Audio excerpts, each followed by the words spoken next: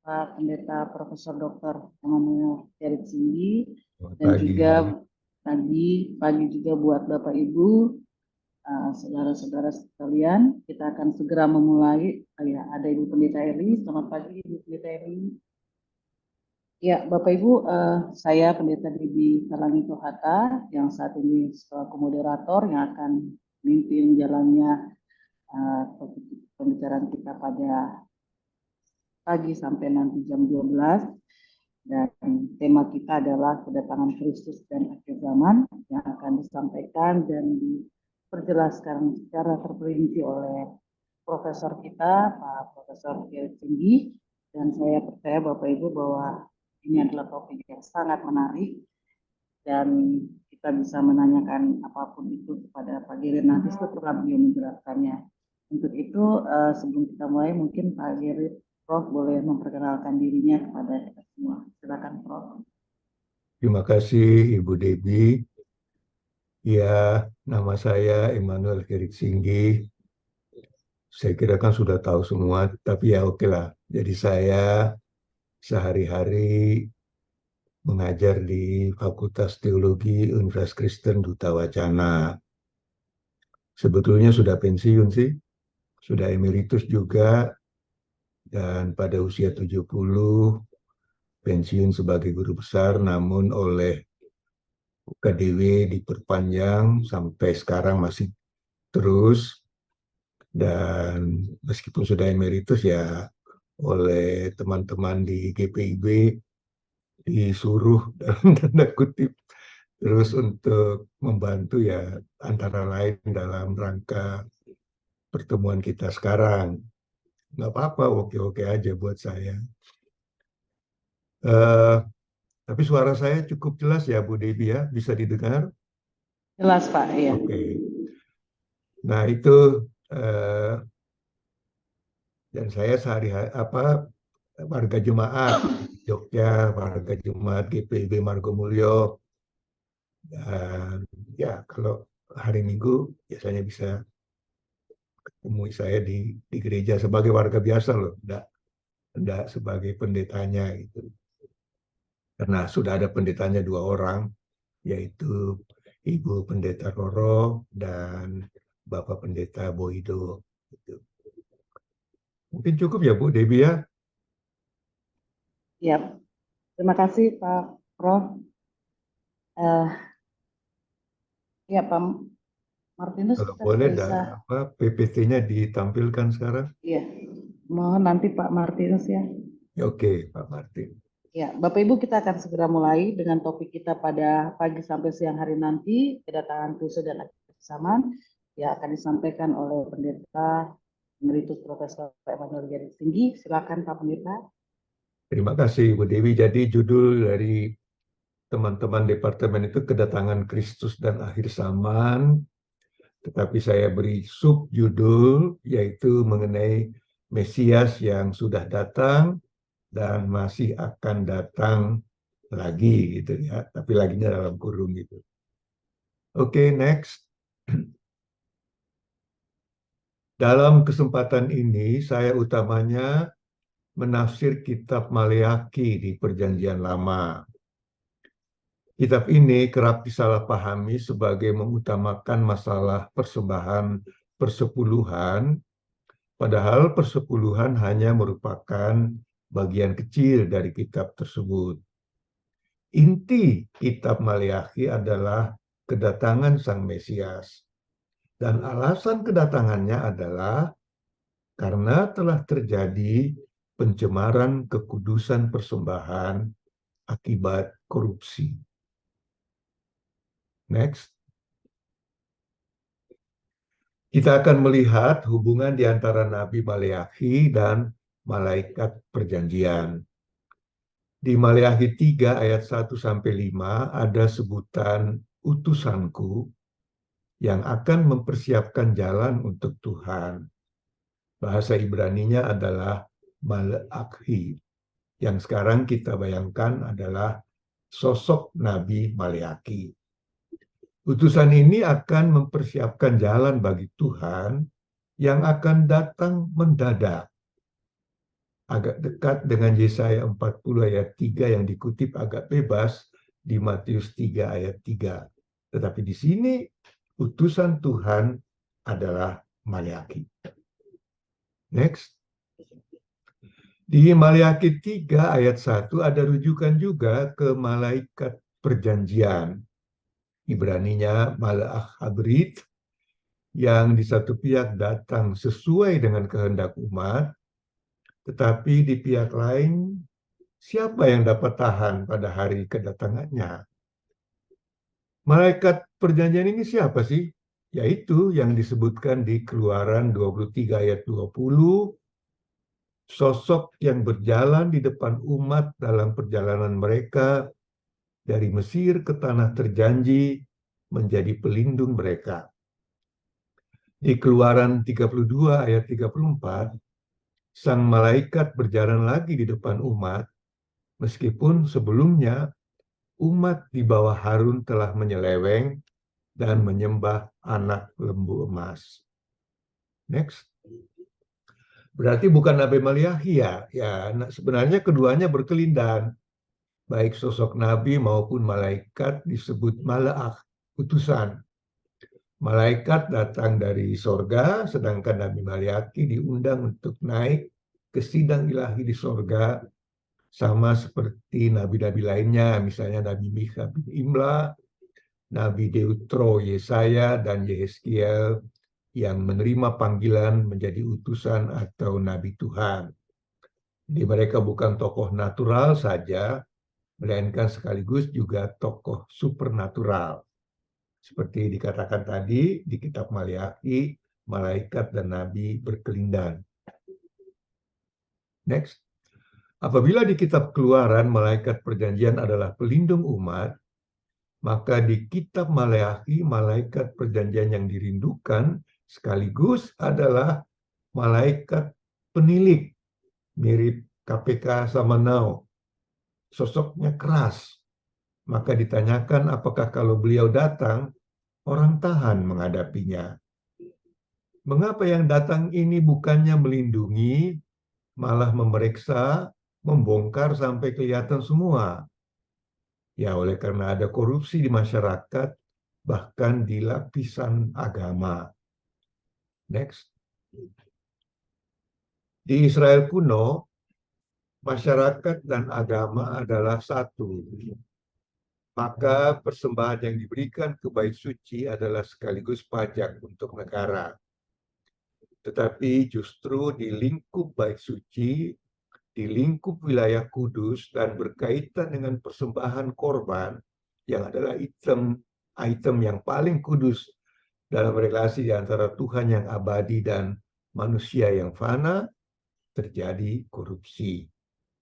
Di Maleakhi pasal 1, Tuhan mengeluh karena korban-korban persembahan sama sekali tidak memenuhi persyaratan, digampangkan, dan hal ini membuat Tuhan tersinggung. Next.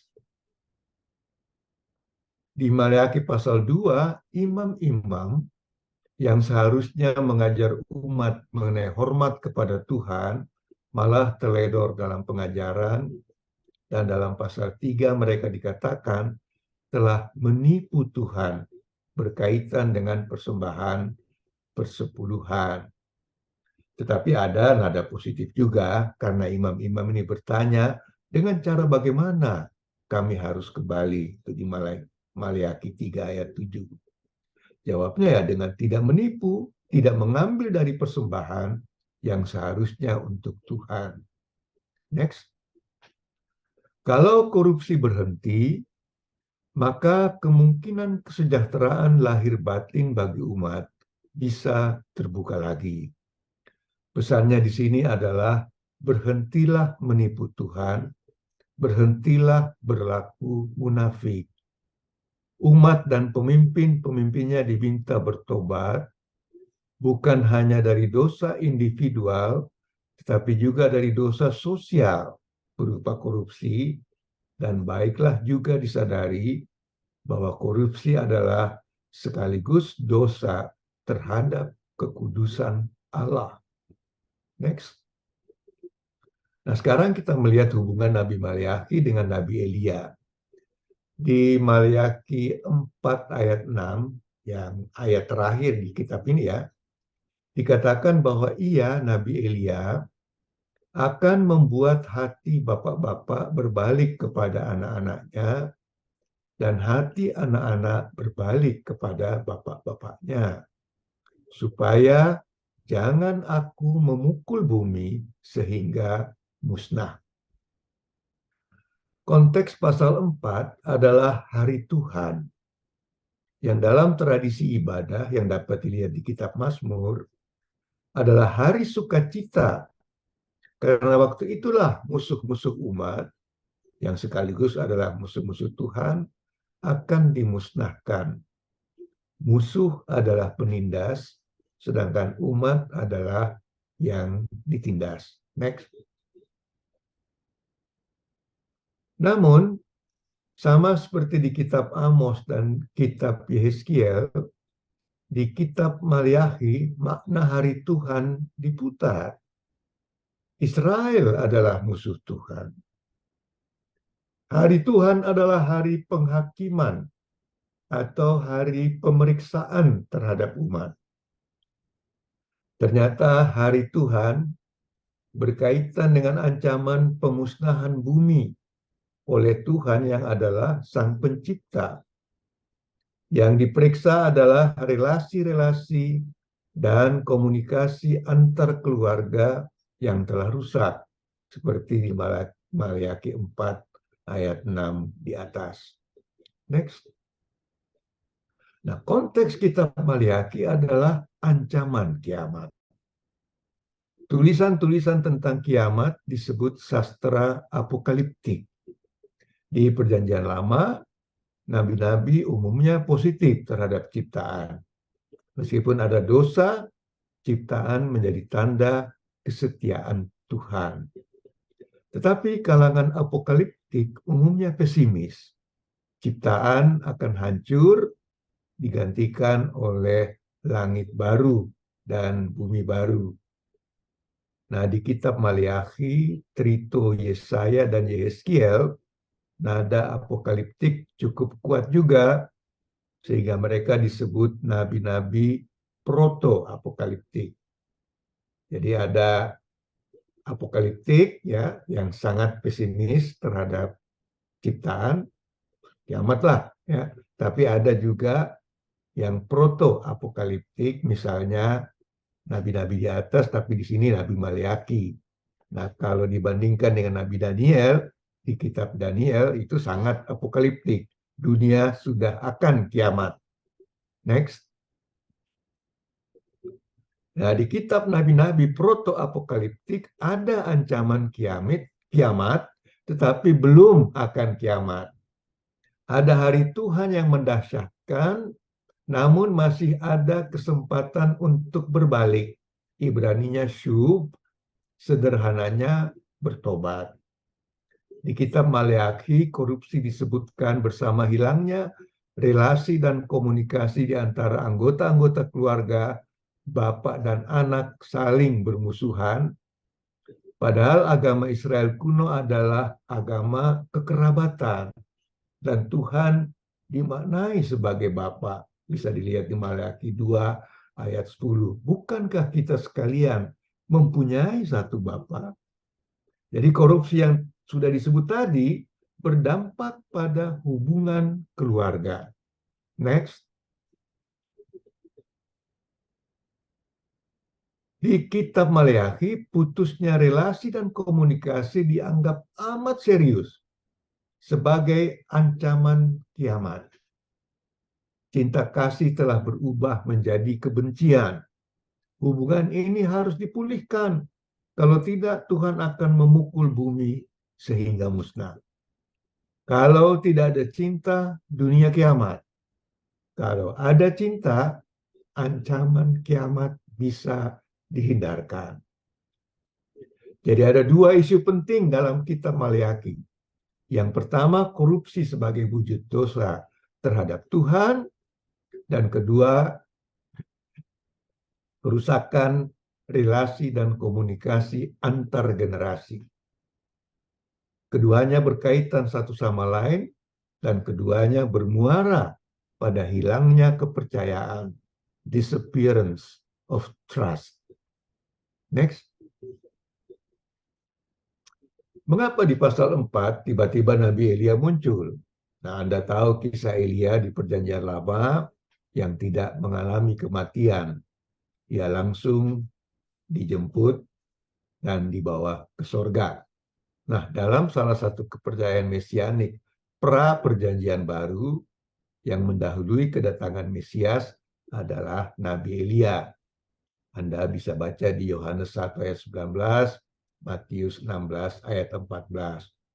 Adanya Nabi Elia sebagai bentara ini berfungsi untuk memperlihatkan bahwa Mesias dipahami sebagai dia yang akan datang, tidak pernah sudah datang, sehingga kalau ada sosok yang memenuhi kriteria mesianik, maka untuk menjaga segala kemungkinan dia dihubungkan dengan Nabi Elia sajalah, gitu.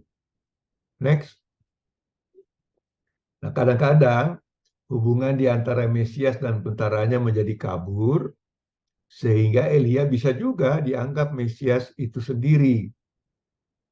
Di kitab Maleakhi misalnya, malaikat perjanjian yang adalah malaikat penilik itu disebut bersama Nabi Elia, dan di atas saya juga sudah menyebutkan bahwa di kitab Maleakhi tokoh Nabi dan tokoh malaikat berkelindan sehingga menjadi kabur, ambigu. Jadi malaikat, Nabi, dan Elia digabung menjadi satu tokoh yang akan datang. Namun di gereja perdana, tradisi pra-PB mengenai Mesias yang akan datang direinterpretasi menjadi Mesias yang sudah datang dalam diri Yesus Sang Mesias atau Kristus. Dalam PB, keambiguan ini direinterpretasi dengan penegasan. Sang Mesias adalah Yesus, sedangkan Elia adalah Yohanes Pembaptis. Jadi bagi warga gereja perdana, nubuat Maleakhi mengenai malaikat perjanjian dan Elia telah terwujud dalam diri Yesus sebagai Mesias dan Yohanes Pembaptis sebagai bentara. Lihatlah misalnya Matius 11 ayat 10 yang adalah kutipan dari Maleakhi 3 ayat 1. Next. Kesimpulan. Kitab Maleakhi meramalkan kedatangan sang malaikat perjanjian yang sekaligus adalah sang malaikat penilik yang di tradisi perjanjian baru direinterpretasi sebagai kedatangan Yesus, Sang Mesias, dan bentaranya Yohanes Pembaptis. Kedatangan sosok dari atas ini bersifat mendadak meskipun dirindukan, seperti inspeksi mendadak yang tidak boleh diketahui kapan waktunya. Tapi ada kesempatan untuk bertobat, berhenti korupsi, dan memulihkan relasi antar generasi. Next. Relevansi dari pesan kitab Maleakhi di PL yang sudah direinterpretasi di Perjanjian Baru ini dapat kita rasakan dalam pengamatan terhadap bagaimana kita merayakan Natal. Sudah lewat ya, tapi tidak apa-apa, masih bulan Januari kok. Tetapi sebelum itu, mari kita lihat bagaimana paham Perjanjian Baru mengenai Mesias. Nah, di Perjanjian Baru, Sang Mesias adalah Mesias yang menderita, bukan Mesias yang berjaya.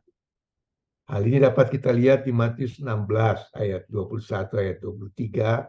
Di situ Petrus dihardik oleh Gusti Yesus oleh karena membayangkan Mesias yang berjaya, yang menurut Injil Matius adalah konsep manusia dan bukan konsep ilahi. Konsep Mesias yang berjaya ini merupakan penerusan dari konsep malaikat pelindung yang sudah dilepaskan dari konsep malaikat penilik. Next. Maka ketika kita merayakan Natal, kita merayakan kedatangan Sang Mesias sebagai pelindung saja. Dengan kedatangannya yang berjaya, segala sesuatu dianggap telah selesai, telah beres. penderitaan kita berakhir, demikian juga penantian kita karena Mesias sudah datang. Kita bersuka cita dan perwujudannya oleh gereja dengan panitia Natal yang bisa menghabiskan biaya miliaran rupiah atau oleh dunia komersial sekular berupa pesta-pesta besar di hotel-hotel berbintang 5. Banyak dari kita tidak sadar bahwa kecenderungan Natal berbiaya besar ini berasal dari konsep teologis berupa Mesias yang berjaya itu. Next. Jadi percuma menegur jemaat agar berhemat kalau konsep teologis ini tidak diubah dan ditransformasikan dulu. Itu tidak berarti saya menolak kedatangan Sang Mesias dalam diri Yesus, ya. Kristus kan adalah Mesias. Dia sudah datang dan syukurlah dia sudah datang. Tetapi apakah dia hanya datang sebagai pelindung atau juga sebagai penilik? Apakah beliau Mesias yang berjaya atau Mesias yang menderita? Maka supaya pemahaman kita tidak meleset dari kitab Maliakhi dan reinterpretasinya di Perjanjian Baru, saya mengusulkan agar kita tetap serius dalam merayakan masa Advent, yang adalah masa penantian. Ya, istilah Advent kan berasal dari dua bapa kami, Adveniat, Regnum Tuum, datanglah kerajaanmu. Next. Tidak salah kalau gereja Katolik dan gereja kita, GPIB, serius mengikuti tahun liturgi dengan penekanan pada masa Advent. Di kitab Keluaran, sang malaikat perjanjian adalah malaikat pelindung, tetapi di kitab Maliakhi, malaikat perjanjian adalah malaikat penilik. Perjanjian baru mereinterpretasi malaikat sang penilik menjadi Mesias sang penilik dalam diri Yesus. Maka konsep mesianis yang kita perlukan adalah konsep Mesias yang menilik, yang menuntut introspeksi dan pertobatan. Masa Advent adalah masa kesadaran akan akhir zaman, akan ancaman kiamat, dan penghakiman atas pertama-tama umat Allah, bukan orang lain. Ada kerusakan serius yang harus diperbaiki, yaitu korupsi berupa pencemaran kekudusan ilahi dan rusaknya relasi dan komunikasi antar generasi. Tidak ada cinta kasih baik kepada Tuhan maupun kepada sesama manusia. Dan ketiadaan cinta kasih ini membuat kita menderita.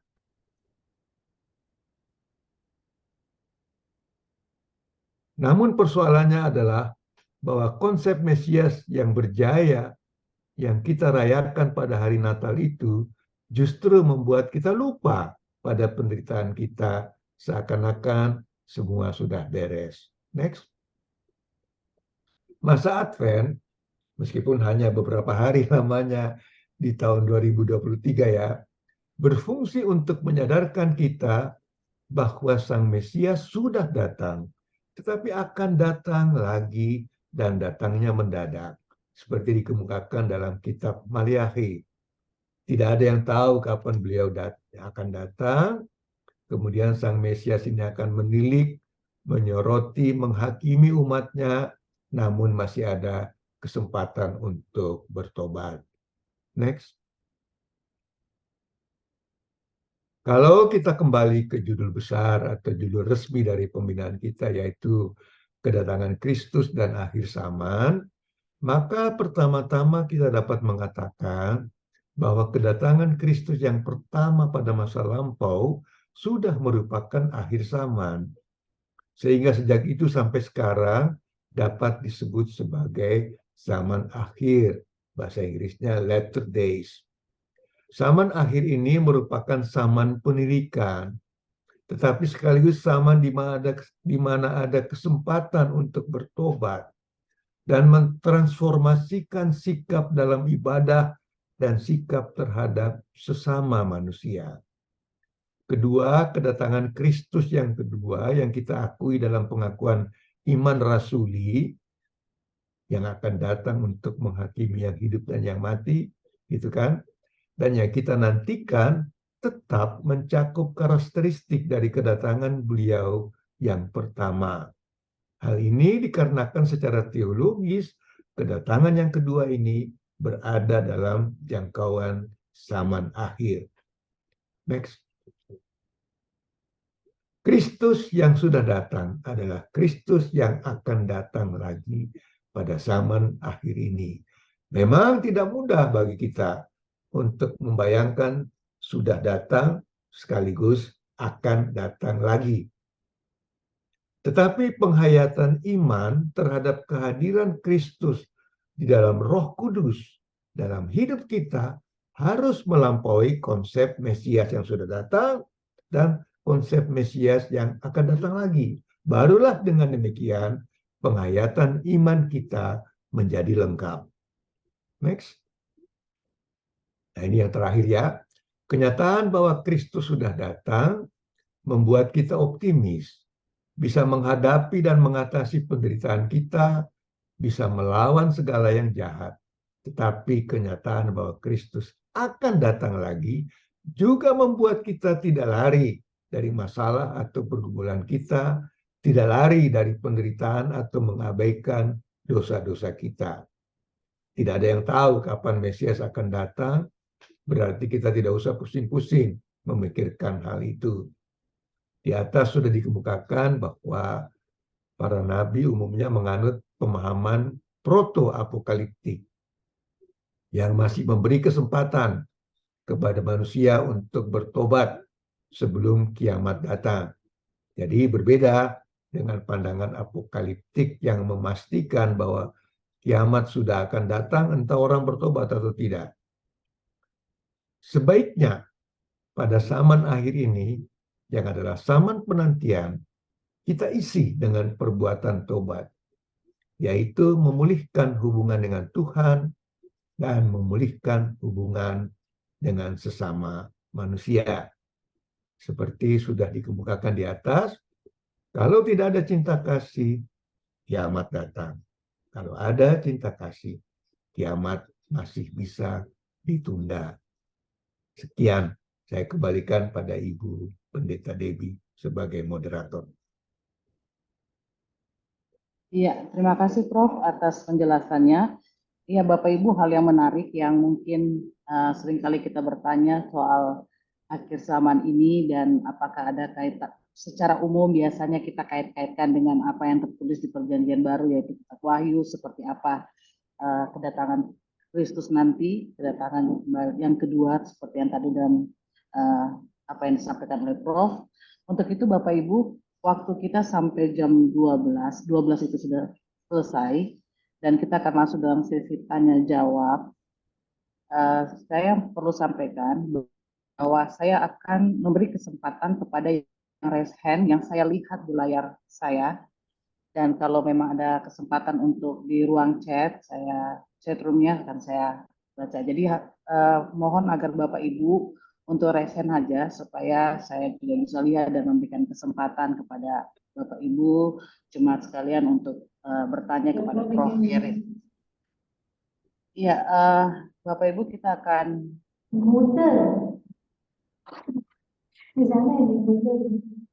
mohon maaf GPW ya. Ya, Bapak Ibu, kita akan bagi dalam beberapa termin. Untuk termin pertama diberikan kesempatan kepada ini materi ini memang dia singkat kelihatannya, tapi padat. Nanti dia berproses di pertanyaan. Mohon maaf, GPW Manuel Bung Karno, tolong di mute.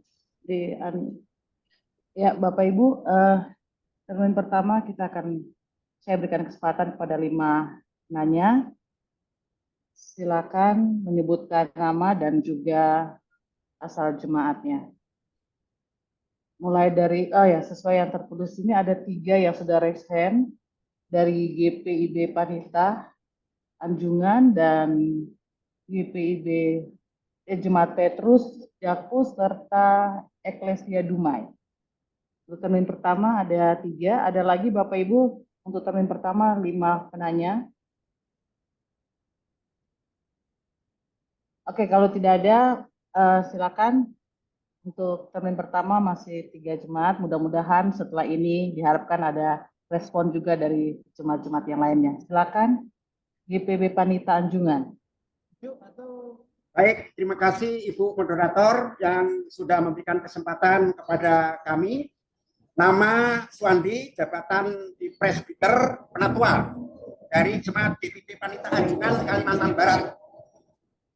Tema ini sangat menarik, kedatangan Kristus dan akhir zaman, dengan subtema mengenai Mesias yang sudah datang dan masih akan datang lagi. Sebagai referensi bacaannya Maleaki, khususnya Maleaki pasal 4 ayat 1-6, di stresor di ayat yang ke-6.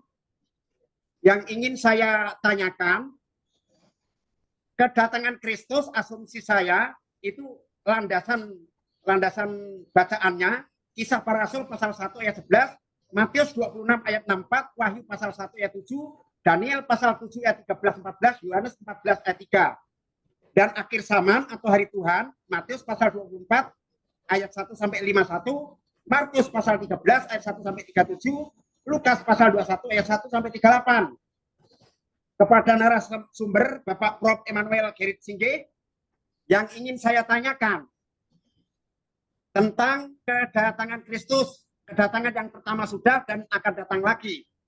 Apa tujuan Kristus datang lagi atau kembali?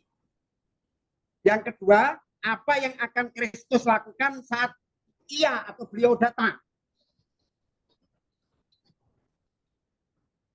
Kemudian berkaitan dengan itu, apa itu kesengsaraan besar? Apa Pak? Tolong. Apa itu? Yang terakhir, kesengsaraan besar. Itu kemudian di mana? Ya, kesengsaraan besar. Berikutnya itu tentang Pak, maaf, sorry Pak.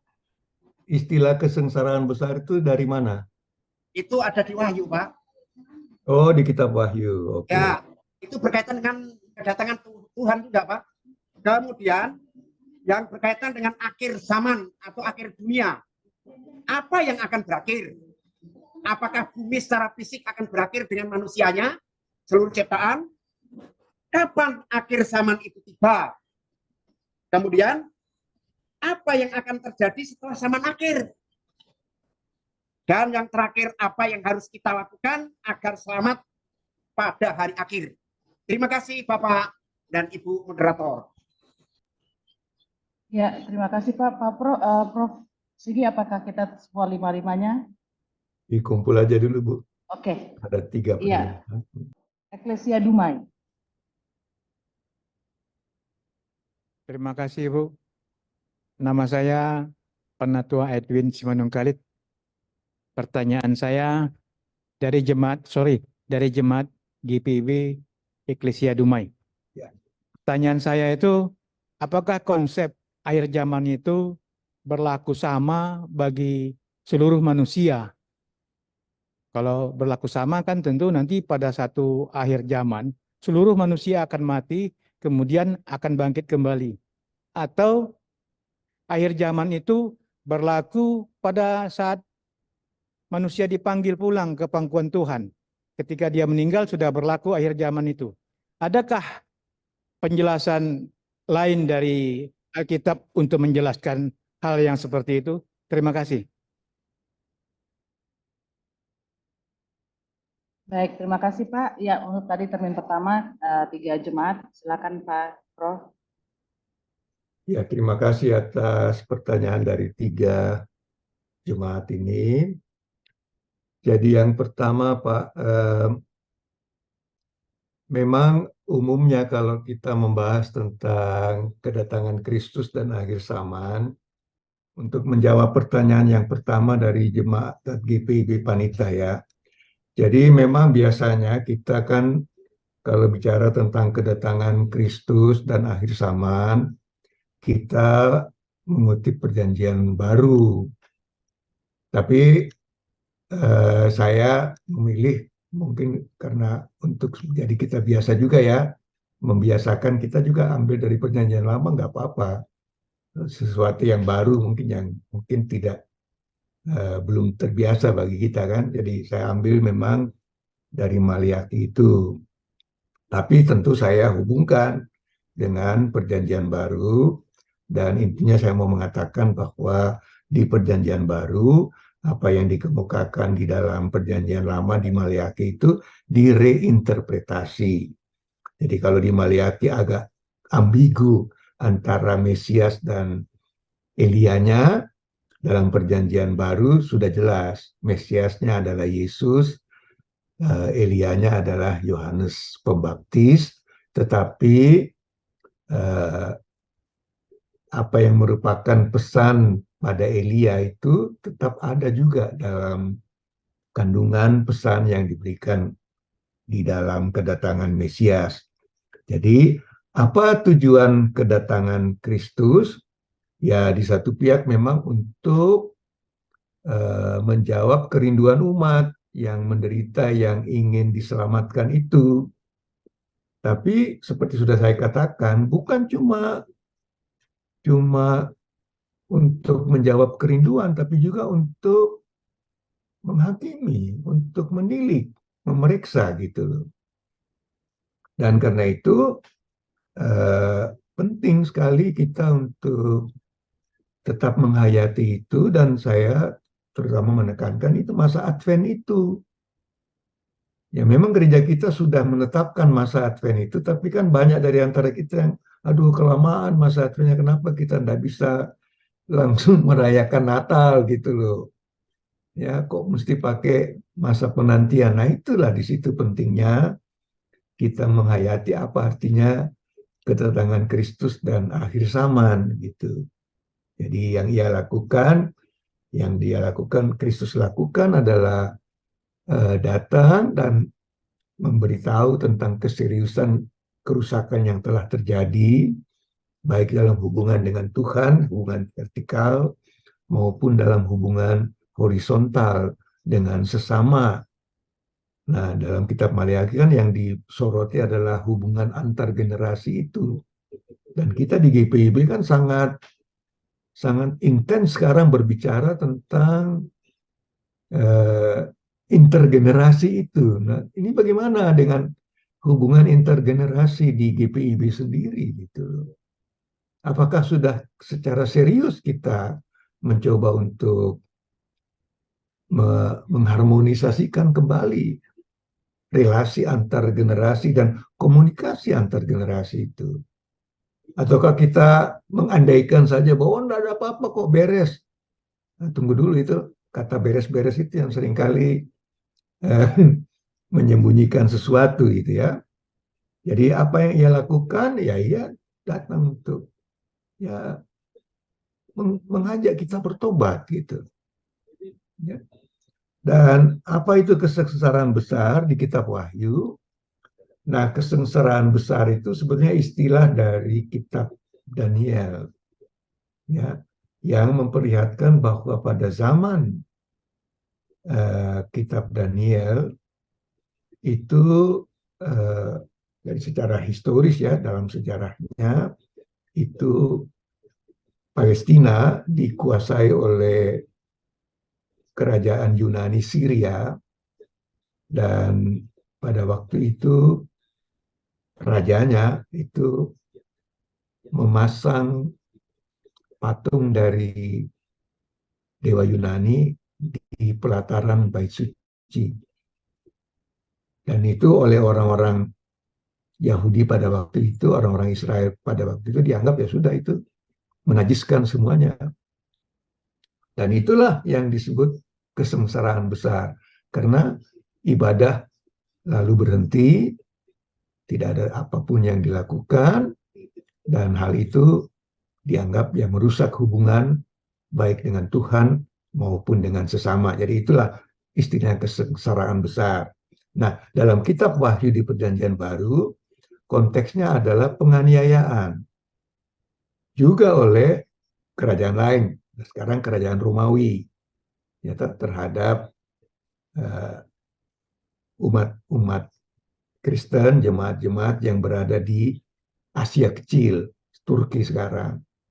Nah, penganiayaan itu tidak langsung dilakukan oleh Roma, kerajaan Roma, tetapi oleh bagiannya yang ada di Asia Kecil itu. Dan disitulah kita melihat bagaimana Yohanes memberi penghiburan kepada jemaat bahwa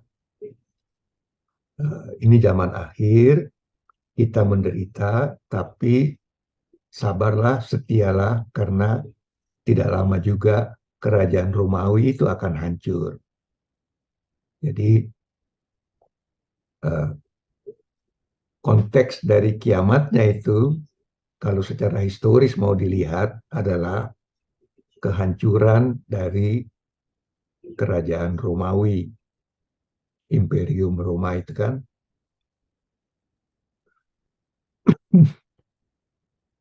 Jadi setiap kali ada rujukan ke kiamat, ke zaman akhir, atau akhir zaman, baik di perjanjian lama maupun di perjanjian baru, ada konteksnya itu, Pak. Ya, jadi kita belajar melihat dengan demikian, maka selalu yang diupayakan adalah melihat relevansinya bagi kita sekarang. Nah, tentang akhir dunia atau akhir zaman, nah dalam uraian saya tadi, saya mengatakan sejak kedatangan Kristus yang pertama sampai sekarang, dan yang akan datang itu sudah dianggap dalam perjanjian baru sendiri sebagai zaman akhir. Ya, jadi akhir zaman menjadi zaman akhir gitu loh. Dan dalam zaman akhir ini sampai Kristus datang, itu kesempatan untuk bertobat. Kalau Anda ingat dalam surat Petrus itu ada bahwa kedatangan Tuhan merupakan tergantung pada kesabaran Tuhan. Ya, jadi Tuhan sabar terhadap manusia sehingga masih menunggu juga gitu loh. Tapi dalam kitab Maleakhi ada ancaman tentang kiamat, namun umat juga masih bisa kembali. Dan kalau kita terapkan sekarang, bisa umat kita sendiri, tapi juga bisa seluruh manusia yang lain. Ya, jadi akhir zaman kan meliputi juga semua gitu. Jadi akhir zaman, saya lebih suka menggunakan istilah zaman akhir, latter days ini ya. Oke. Nah itu saya harap ini memuaskan Pak Wandi dari GPIB Panita. Sekarang untuk Pak Nelson. Jadi Bapak mengutip pemahaman iman di halaman 384.3, yaitu orang yang dikumpulkan bersama Kristus. Ini kan ada sebetulnya ayatnya di 1 Tesalonika kalau tidak salah. Di situ dikemukakan bahwa itu sudah akan terjadi juga pada masa hidup kita. Kan Paulus berpendapat begitu. Jadi bahwa kita akan mengalami itu, lalu kita akan diangkat ke surga, dikumpulkan bersama Kristus. Nah, tapi masalahnya adalah itu tidak terjadi pada masa hidup Paulus dan teman-temannya kan Pak? Sampai sekarang masih belum gitu loh. Jadi tentu ayat-ayat seperti itu harus direinterpretasi. Bahwa itu akan terjadi, kita dikumpulkan, tetapi yang penting bukan itunya, tapi bagaimana kita menghayati masa penantian itu. Nah, Bapak juga mengutip tentang domba dan kambing, itu dari Matius 25 kan, ayat 31 sampai 46. Dan kalau kita melihat konteksnya, maksudnya tempat penghakiman di Matius 25 itu dengan konteks narasi isi Injil Matius sendiri, itu kan berkaitan dengan apa yang diperbuat oleh manusia, oleh perbuatan-perbuatan, dan perbuatan-perbuatan itu adalah perbuatan-perbuatan keadilan dan kasih, perbuatan-perbuatan yang membawa pada perdamaian dan rekonsiliasi satu sama lain gitu loh. Jadi memang betul domba dan kambing itu jangan diidentifikasi secara sangat jelas. Kadang-kadang ada yang mengidentifikasikan kambing itu umat yang lain, beragama lain, orang beragama lain. Sedangkan domba itu kita-kita Jo, gitu. Nah, ini kan bahayanya adalah kita-kita Jo itu tidak berniat apa-apa untuk memperbaiki diri. Ya, karena kita selamat kan akan kita ini domba, yang lain itu kambing. Nah, tentu mungkin ada yang berkata, ya kalau gitu ngapain kita Kristen, Pak? Tapi itulah masalahnya. Menjadi Kristen itu apa sih sebetulnya? Apakah itu tanda kupon untuk masuk di kerajaan sorga atau sesuatu yang lain? Menjadi Kristen menurut Injil Matius adalah mewujudkan perbuatan atau tindakan keadilan dan kasih. Merekonsiliasi diri dengan yang lain. Jadi kalau kita mau lihat itu dalam Injil Matius, iman dan perbuatan satu adanya gitu. Meskipun kita bilang kita ini mau ikut Tuhan, tapi kalau perbuatan dan tingkah laku kita tidak berubah, ya gimana gitu. Nah, kemudian antikristus ya. Nah, itu dari kitab Wahyu kan, Pak. Jadi di dalam kitab Wahyu itu sang antikristus diwujudkan, ditunjukkan dalam mereka yang bernaung di bawah kuasa-kuasa kegelapan. Bahkan memang dalam kitab Wahyu itu kayak ada dua ya kuasa ya. Kuasa gelap dan kuasa terang. Kuasa terang itu Kristus, kuasa gelap itu ya setan iblis gitulah ya.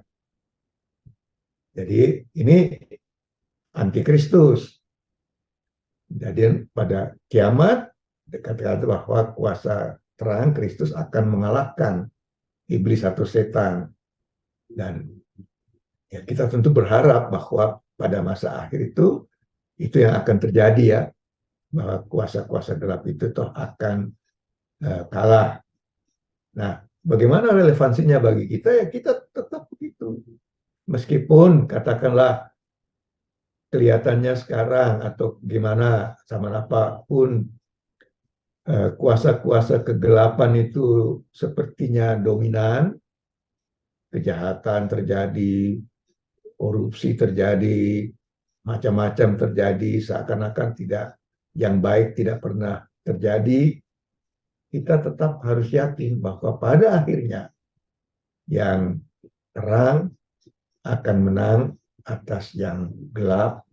Jadi jangan sekali-kali ikut apapun yang dilakukan oleh yang gelap itu, karena meskipun mungkin sekarang kelihatannya oke-oke saja, nanti akan ada pertanggungjawaban. Jadi pokoknya ada antikristus, jangan terlalu mengidentifikasinya dengan siapa-siapa ya. Nanti repot, karena siapa aja yang kita tidak suka bisa jadi antikristus gitu loh. Padahal sebenarnya cuma kita tidak suka sama dia gitu. Tapi ya itu ada, jangan terlalu identifikasi. Yang penting adalah kita melakukan tindakan-tindakan yang bersumber dari Kristus sebagai sumber terang, bukan sumber iblis sebagai sumber gelap. Nah, yang terakhir untuk dalam session ini untuk Ecclesia Dumai, Pak Edwin, apakah konsep akhir zaman berlaku pada semua orang? Ini dikaitkan dengan orang yang meninggal. Nah, memang Pak, pemahaman bahwa akhir zaman itu sama saja dengan meninggal cukup banyak di kalangan jemaat. Dan ini tentu saja berasal dari konsep yang baik-baik saja, yaitu mereka yang meninggal di dalam Tuhan. Dan kalau dikaitkan dengan pengakuan iman kita itu kan Kristus akan datang lagi dan menghakimi baik orang yang hidup dan yang mati. Berarti kan pada akhir zaman mereka yang meninggal ini pun akan mengalami kebahagiaan bersama Tuhan gitu. Tapi banyak kali juga kita mendengar bahwa mereka yang meninggal ini sudah mengalami itu. Jadi kalau saya tanyakan dari mana itu, ya biasanya dari ucapan Tuhan Yesus pada orang yang tersalib di sebelahnya itu kan, yang ceritanya kita tahu. Pada hari ini juga engkau ada bersama-sama dengan aku di dalam Firdaus. Jadi yang disalib ini kan akan meninggal, lalu tidak apa-apa, kamu akan bersama dengan Tuhan di Firdaus. Jadi rupanya itu pemahaman teologisnya ya. Nah, itu tentu bagi saya oke-oke saja ya, apalagi bisa diusut ke Alkitab. Tapi menurut saya, kalau kita sama sekali menekankan hanya pada orang meninggal itu seakan-akan kan kita tidak mau peduli lagi pada kedatangan Kristus yang kedua kali. Ya, karena meninggal sudah sama dengan kedatangan Kristus yang kedua kali. Nah, menurut saya kira terlalu keras di situ. Jadi tetap perlu ada ruang di mana kita tetap menantikan kedatangan Kristus Mesias yang akan datang lagi gitu Pak. Supaya dengan demikian masa Advent itu lalu betul-betul bermakna bagi kita. Oke, saya harap ini sudah menjawab semua ya. Saya kembalikan ke Ibu Moderator. Ya, terima kasih Prof. Ya, bagi ketiga penanya diharapkan ini sudah cukup jelas. Karena mengingat waktu juga kita lanjut aja Prof ya di termin kedua. Tadi sudah ada 5 penanya. Akan diberikan kesempatan yang pertama kepada Evata Batu Kajang. Siap-siap nanti Bukit Benuas, Immanuel Cimahi, Menara Iman Jakarta, dan Maranatha Bandung. Silakan Evata Batu Kajang. Saya ada. Nah ini nih ada. Sini. Ini ada. Ya, semua selamat siang. Siang Pak. Dan ini Tidak terdengar Pak. Putus-putus. perkenalkan saya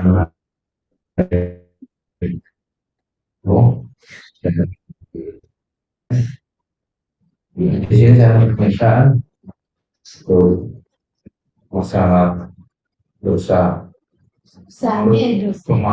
pemahaman saya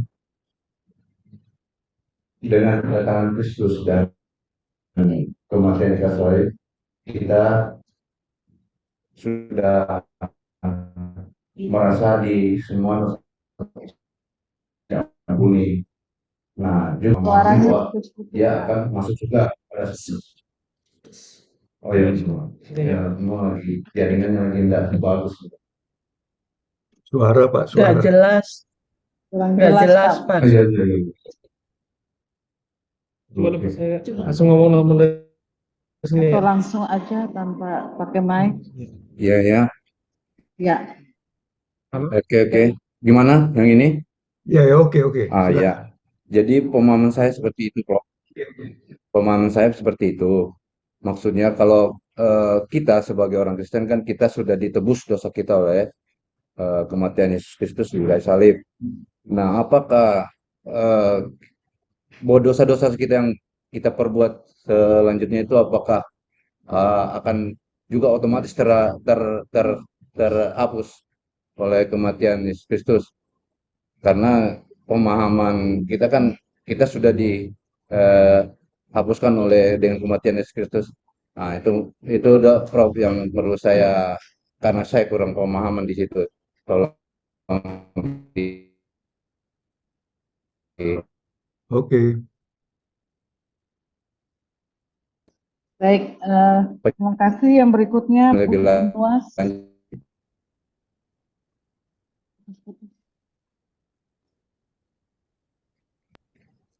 Tes. Udah. Tes, apakah suara saya didengar? Bukit Benuas, di saya terdengar kecil sekali. Tes. Masih kecil, ya. Tes.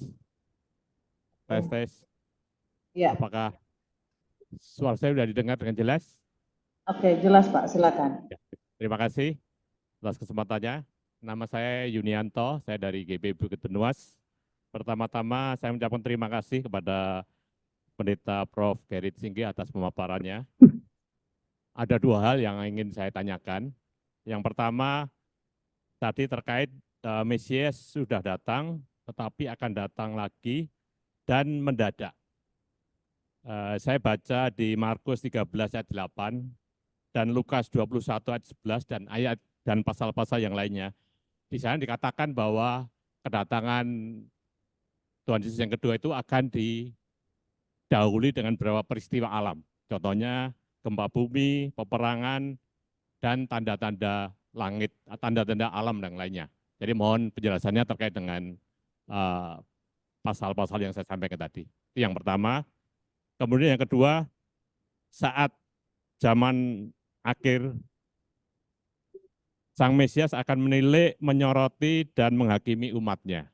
Pertanyaan saya, umatnya ini apakah umat yang sudah mendahului meninggal, kemudian kemudian setelah itu dilanjutkan dengan kita yang masih hidup, atau ada keterangan yang lainnya? Terima kasih.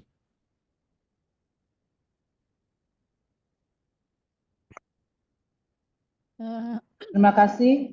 Berikutnya, Immanuel Cimahi. Masih ada satu, Bu. Oh iya, silakan. Bukit Benuas. Saya Penatua Foni Tangka dari GPIB Jemaat Bukit Benuas. Sederhana aja yang akan saya tanya, Pak. Sesuai dengan apa yang Bapak sampaikan tadi, kita yang hidup di zaman akhir ini, seandainya tidak ada korupsi dan kita bertobat, maka akhir zaman itu atau kiamat bisa ditunda. Nah, jadi pertanyaan saya, apakah kiamat itu bisa ada tawar-menawar? Terima kasih. Terima kasih. Berikutnya Immanuel Cimahi, silakan.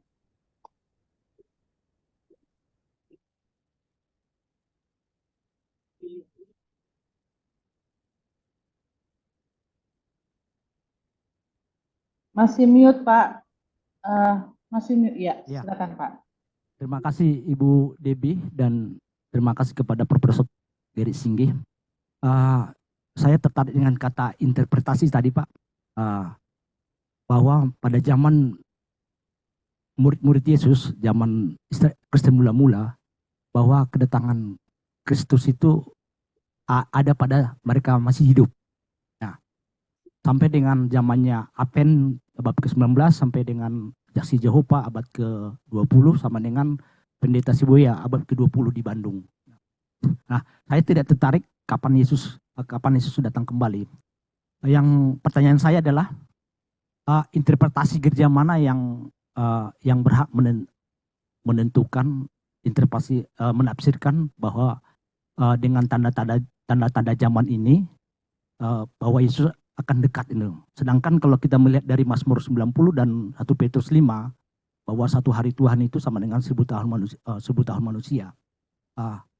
Apakah memang dengan tanda alam sekarang ini, dengan banyaknya gempa, dengan manusia kejahatan yang makin mengganas, apakah termasuk itu Pak? Tanda-tanda kedatangan Kristus yang kedua kali, dari mulai Yesus Kristus zaman akhir sampai dengan akhir zaman di tahun berikutnya. Demikian Pak. Terima kasih Pak. Terima kasih. Berikutnya dari Menara Iman.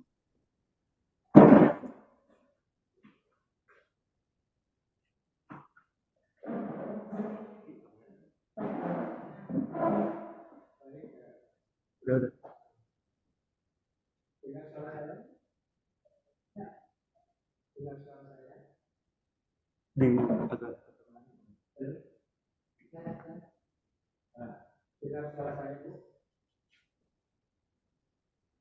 Suaranya udah jelas, Pak.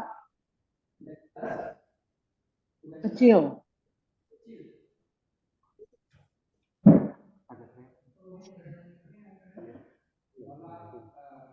Suaranya nggak terdengar, Pak. Saya tidak dengar sama sekali.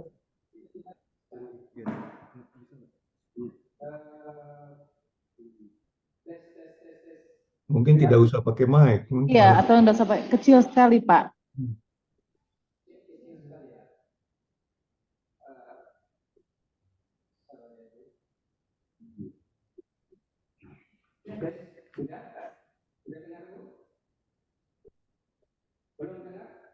Masih sama.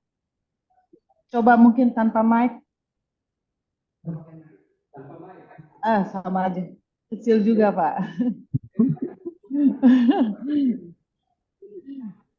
Ya, terdengar.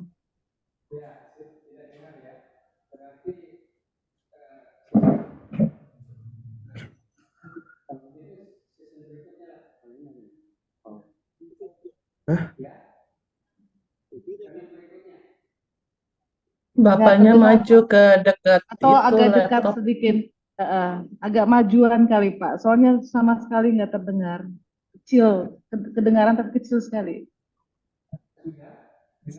Masih belum. Masih belum Pak. Minta multimedianya atau tuh. Oke. Oke, mundurnya Menara Iman nanti di termin ketiga aja ya. Berikutnya Maranatha Bandung. Artis Maranatha Bandung siap-siap Mupul Bekasi. Saya nggak tahu ini Jumat mana karena Mupul Bekasi. Maranatha Bandung, silakan. Shalom Bu Devi, Bapak Pendeta Sigit. Ya Pak. Shalom Pak. Saya menarik berkaitan dengan ini Pak tadi, dikatakan ada kiamat. Apakah di dalam eskatologis kita mengenal istilah kiamat, itu yang pertama. Yang kedua, berkaitan dengan masa akhir. Apakah sama dengan masa 1000 tahun? Kalau memang ada masa 1000 tahun sudah kita lalui, itu sejak kapan? Dan kapan Harmageddon itu akan kita alami? Mungkin itu aja. Terima kasih. Ya, terima kasih. Yang berikutnya Mupul Bekasi. Dari Jumat mana ya Mupul Bekasi? Jatipon. Ya, silakan Jatipon.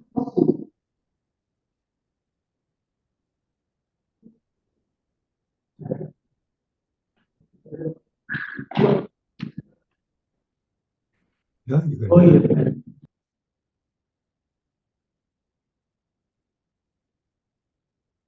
Silakan Pak.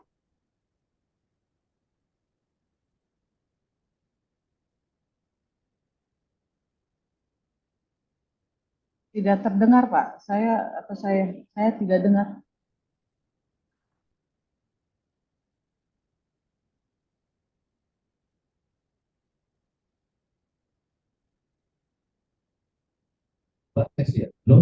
Oke. Silakan Pak. Sudah terdengar. Ya, jelas. Saya tertarik dengan dasar Pak Pendeta tentang Mas Advent itu berbeda dengan Natal. Ya, memang kan ini sedikit jadi ada masalah ya. Jadi selama ini kan Kita sibuk dengan mau menyambut Natal dengan apa ya, kemeriahan, hura-hura.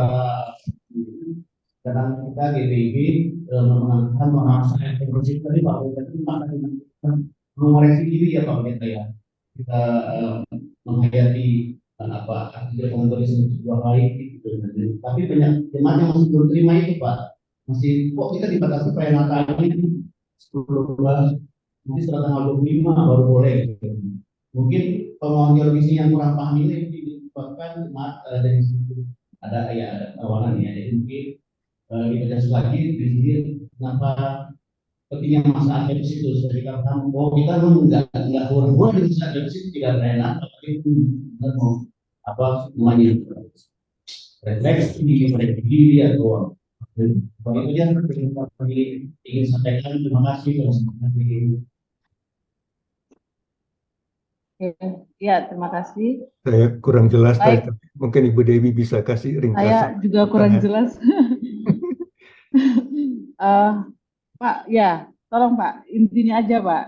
Intinya penjelasan tentang masa Adventus kita GPIB tidak ada penan, malah lebih kepada perenungan tentang masa Adventus itu. Itulah tidak keren.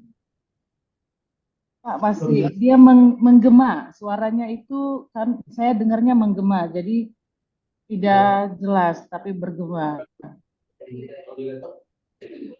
Langsung intinya aja paling Pak. Nah, di sini jelas Bu. Ya, jelas. Oke. Jelas. Thank you. Jadi intinya sebenarnya kita GPB pemahamannya masa Adventus itu kita tidak ada perayaan Natal. Karena kita pemahaman tadi dari Pak Pendeta juga, masa Adventus itu adalah masa kita merenungkan diri, masa pertobatan, masa refleksi. Malah sebaiknya kita lebih banyak lagi merenungkan firman Tuhan, kesannya begitu ya, mendekatkan diri kepada Tuhan untuk mengoreksi kita gitu. Tapi kan pemahaman itu tidak semua sampai Pak Pendeta. Jadi masih ada ya mungkin gereja lain atau masih ada juga yang merayakan Natal, sudah pasang pohon Natal itu, dan masih ada perlawanan dari jemaat tidak mengerti itu. Mungkin itu harus lebih pemahaman teologisnya lebih digongkas supaya semua satu GPB ngerti, oh ini kita tidak berhura-hura di masa Adventus, memang kita mau merenungkan diri. Mohon pandangan Pak Pendeta, penjelasan untuk klarifikasi. Terima kasih. Oke. Terima kasih Pak. Ya, silakan Prof. Ya. Oke, terima kasih atas kelima pertanyaan di sesi yang kedua ini. Jadi yang pertama untuk saudara yang di Evata Batu Kajang, jadi tentang dosa itu, ya kita kan percaya bahwa Kristus datang untuk mendamaikan kita dengan Allah. Jadi Kristus sebagai juru damai, dan pendamaian itu telah dilakukannya dengan pengorbanannya di kayu salib di Golgota. Jadi katakanlah dengan kedatangan Kristus, dominasi yang kuat dari kuasa kegelapan itu atas kehidupan manusia, sehingga dia tidak bisa berbuat lain, itu sudah dipatahkan. Ada kesempatan baru bagi umat manusia, bagi dunia ini untuk memulai sebuah kehidupan baru yang lebih berkenan kepada Tuhan, di mana orang memelihara keseimbangan di antara beribadah, mengasihi Tuhan dan mengasihi sesama, begitu ya. Nah, itu kan berarti bahwa dengan kedatangan Kristus, kalau sekarang kita bicara dalam konteks kedatangan Mesias yang sudah datang dan akan datang, itu kan berarti apa yang dilakukan oleh Gusti Yesus dengan pengorbanannya ini, itu memang final dalam arti perbuatannya itu. Tapi bagi kita, ini belum final. Kita masih harus mewujudkan apa yang diartikan dengan hidup baru itu, gitu loh. Jadi dalam ibadah kita hari ini kan ada pengakuan dosa, lalu ada berita anugerah, dan ada amanah hidup baru. Nah, pengakuan dosa kemudian disertai dengan berita anugerah. Nah, berita anugerah itu ya Sekarang kamu nggak usah putus asa, kamu masih bisa untuk bangun lagi dan hidup di bawah terang Tuhan. Tapi lalu kan ada amanah, ada perintah. Kenapa ada perintahnya? Kan berarti bagi kita kan belum selesai. Jadi kita jangan menganggap kalau dikatakan dosamu diampuni atau dihapuskan itu, jangan lalu diartikan harfiah sudah beres sekali semua. Kita sudah tidak ada dosa. Ya kalau tidak ada dosa, di GPIB ya tidak ada masalah. Tapi kan selalu ada masalah di GPIB. Di gereja kita yang ya Bapak Ibu presbiter tahu juga lah semua. Ya baik dalam segi di lokalnya, di jemaatnya, maupun di mupelnya, maupun di sinodenya, selalu kita dalam sidang-sidang tahunan itu bergumul. Ini kan pergumulan-pergumulan kita itu kan menunjukkan bahwa masih ada dosa yang harus kita hadapi bersama dan kita coba untuk ya kalau tidak bisa dikekang lah. Jadi ini kan kedatangan penilik di Maleakhi itu seperti itu. Ada kesempatan untuk bertobat dan marilah kita mencoba untuk melakukan hal itu. Dan saya terutama menekankan pada apa ya, pada bagaimana kita ini menghayatinya, terutama dalam masa Advent. Masa Advent itu masa perenungan, masa kita, tapi bukan berarti diam-diam ya, tapi perenungan dalam arti kalau ada yang salah, kita perbaiki, baik terhadap Tuhan, maupun terhadap sesama, tapi terutama terhadap intergenerasi itu loh. Jadi yang saya lihat di GPIB itu kok seringkali orang ribut berkelahi, bapak sama anak, saudara sama saudara, terus waktu Natal, mungkin supaya kasih lihat pada orang lain bahwa kita semua oke-oke aja, semua sih datang, satu keluarga di ibadah Natal, kelihatannya oke, enggak ada masalah. Tapi habis tahun baru, kembali lagi ribut-ribut dan seterusnya. Jadi ini sampai kapan sih mau jadinya begitu gitu loh. Jadi saya kira tekanan pada relasi intergenerasi itu saya kira perlu. Ya, saya kira sudah di beberapa pertemuan sidang tahunan dikemukakan bahwa itu tetap harus kita kembangkan bersama-sama. Saya setuju, memang itu yang perlu ya bagi kita, tapi juga bagi masyarakat kita, bangsa Indonesia yang saya kira hubungan antar generasinya juga tidak beres sekarang itu. Ya. Hubungan antara generasi Z dengan yang lain-lain itu kan kayak putus gitu. Masing-masing bangun dunia sendiri. Nah ini mau sampai kapan ya gitu loh.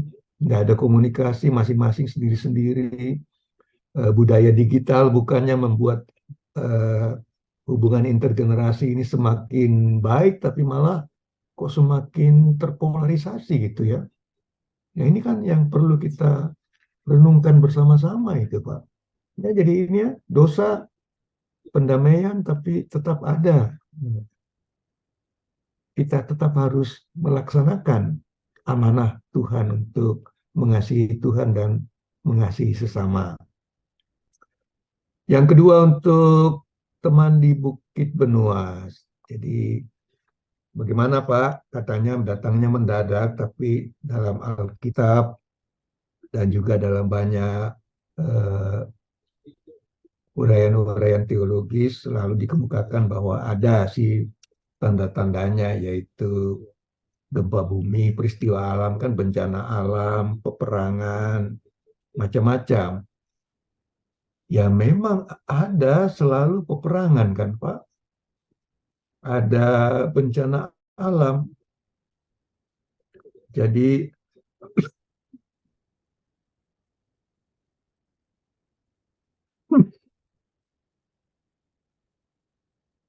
saya mau kembali ke itu loh, masa kita yang baru lewat ini, masa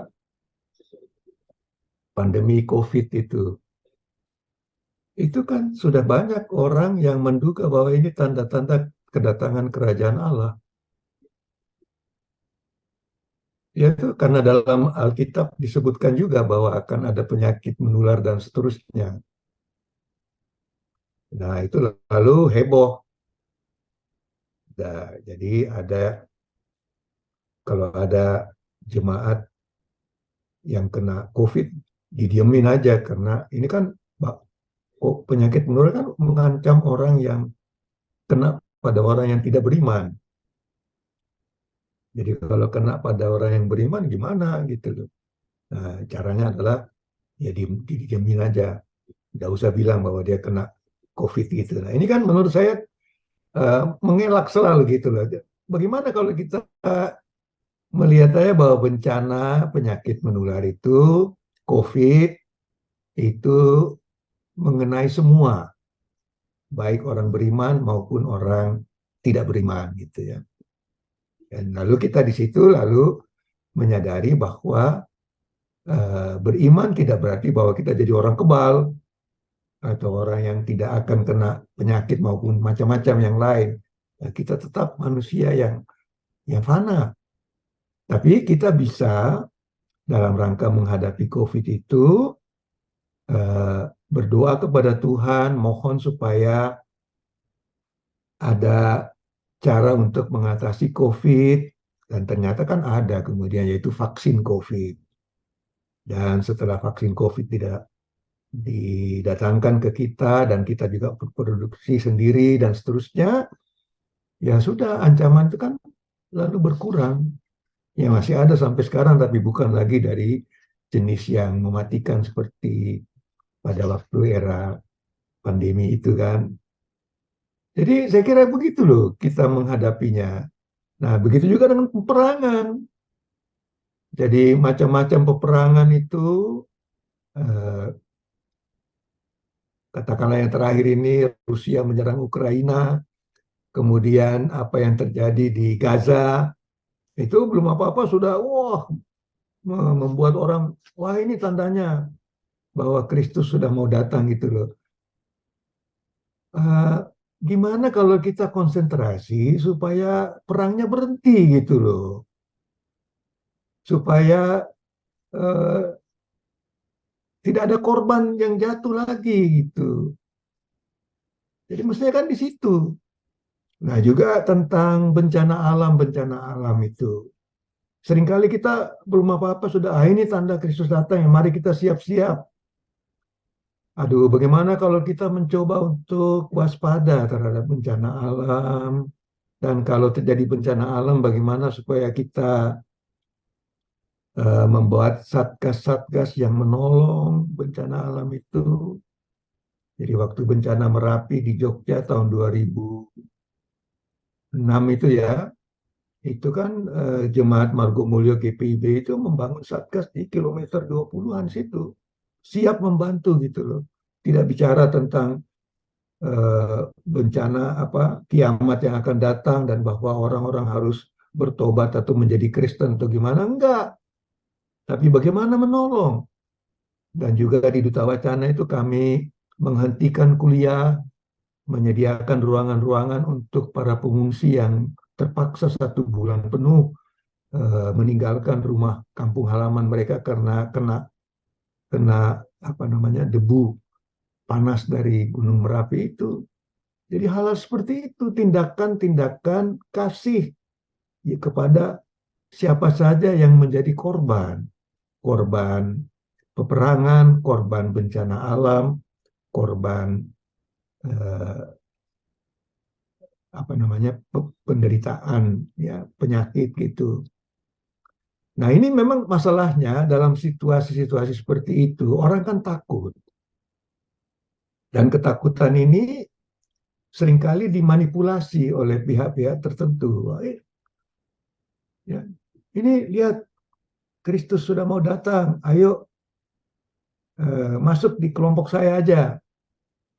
Karena dalam kelompok kita itu nanti kita selamat gitu loh. Jadi kalau Anda di GPIB, pasti Anda tidak selamat. Tapi kalau Anda masuk di kelompok saya, Anda selamat gitu. Nah, Umumnya sih orang GPIB kuat, tapi ada juga yang tidak kuat gitu loh. Lalu tahu-tahu sudah jadi anggota di situ dan seterusnya. Nah, ketika tanda-tanda kiamat itu tidak berubah menjadi kiamat, ya menyesal sendiri akhirnya kan. Ya, lalu aduh, kok ternyata tidak ya. Jadi apa namanya ya? Saya kira sikap kita itu ambil aja lah dari ayat-ayat yang menunjukkan bahwa ada kesempatan untuk bertobat gitu loh. Ada kesabaran Tuhan gitu. Jangan ambil yang wah ini akan segera datang kita harus apa jadi suasana kepanikan yang muncul ini jangan. Jadi apa namanya? Saya kira Anda sudah tahu apa yang harus dibuat kalau ada warga jemaat yang panik apa. Anda sebagai presbiter sudah tahu. Bukan dalam soal paniknya itu yang Anda harus lihat, tapi bagaimana menyadarkan orangnya pada kesabaran Tuhan sehingga bencana-bencana ini entah penyakit, entah peperangan, entah bencana alam bisa dihadapi, bisa diatasi dengan apa namanya, dengan benar, dengan supaya korbannya itu tidak meningkat dan orang tidak lalu jatuh rugi karena kepanikannya itu. Saya kira kan tiap kali ada berita tentang kiamat, ada orang lalu jual rumah, jual apa gitu loh, berhenti kerja, kumpul ternyata tidak jadi kiamatnya. Padahal rumah sudah tidak ada, tabungan juga sudah dikasih sama yang lain-lain. Nah, terus mau bagaimana gitu loh. Nah ini yang tetap harus kita jaga gitu loh. Sebagai GPIB. Jadi gereja kita jangan apokaliptik. Tapi proto atau apokaliptik. Jangan juga sama sekali tidak peduli ya, pada Mesias yang akan datang. Makanya saya pakai Maleaki itu. Supaya kita tetap peduli pada Mesias yang akan datang. Tapi gereja yang proto apokaliptik yang masih memberi kesempatan untuk bertobat dan menghindarkan diri dari mereka-reka kapan itu akan datang. Kapannya itu tidak usah ngapain gitu. Ya. Buktinya juga yang lain-lain semua mereka-reka kasih tanggal tapi kemudian keliru gitu loh. Ya.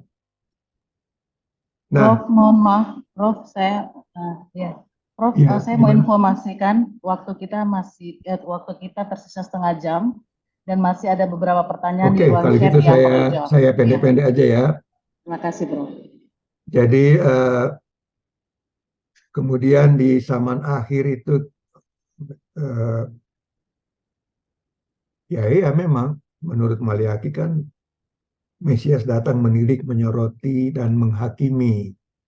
Dan apa namanya, yang mudah-mudahan kita, kalau kita mau ambil relevansinya, kita ambil itu aja, bagaimana kita menggunakan kesempatan untuk bertobat itu, untuk memperbaiki diri.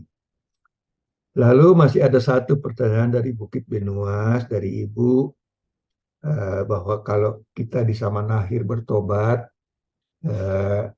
kiamat bisa ditunda, apakah kita ini tawar-menawar? Ya kita tidak bisa tawar-menawar, tapi coba kita lihat di cerita tentang Yunus. Itu kan Nabi Yunus datang ke Niniwe, memberitakan bahwa 40 hari lagi Niniwe akan hancur. Kiamat itu kan. Tapi apa yang dibuat oleh penduduk Niniwe? Mereka bertobat. Dan akhirnya tidak jadi itu.